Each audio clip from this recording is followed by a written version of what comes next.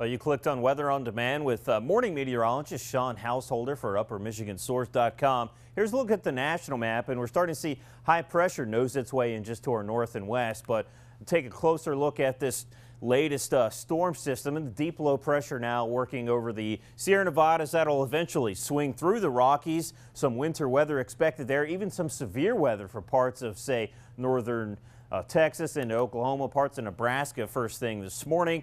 And as we look closer to home, we saw a cold front work across the Great Lakes down into lower Michigan at this point, and winds have been pretty gusty this morning on the backside of that low. We've seen gusts generally into the mid 20-mile-an-hour range, and that tossed some moisture our way, seeing some light lake effect snow out there first thing this morning. Now we're starting to see these area winds die down. Like we said, we saw sustained winds into the teens with gusts around 25 miles an hour.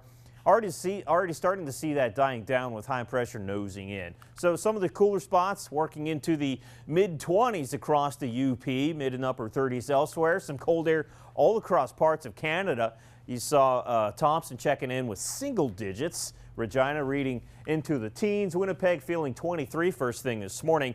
Here's a look at that backside of that cold front. You can see that high pressure starting to work its way in. Winds have been pretty gusty out of the north, but they will continue to die down, and that'll shut off the lake effect snow machine pretty quickly throughout the rest of our Monday morning. Looking ahead at Tuesday, well, this high pressure ridge will be basically overhead. That means a mainly clear, calm night.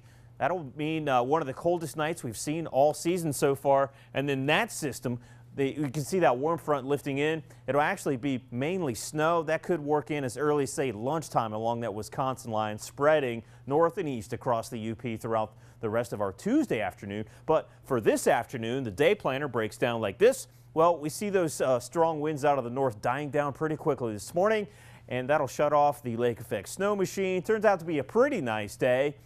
I think some of the cooler spots will stay back into the low and mid 30s for highs. Some of the warmer places, though, looking further south, like down towards Menominee County, touching into the low 40s this afternoon. And here's a look at the possible snowfall accumulation, say, by lunchtime on your Monday. We'll go with like an inch, maybe an inch and a half in some of the higher terrain of Baraga, Marquette County, maybe some spotty accumulation looking across the extreme western UP. Tonight, one of the coldest nights we've seen all season. Lows dip into the mid-teens in some of the cooler spots of western interior. That's thanks to not a whole lot in the way of cloud cover, not much in the way of winds either. Some of the warmer places, though, work into the low and mid-20s to around 30 along the shorelines. Now, so that'll be a chilly start to our Tuesday.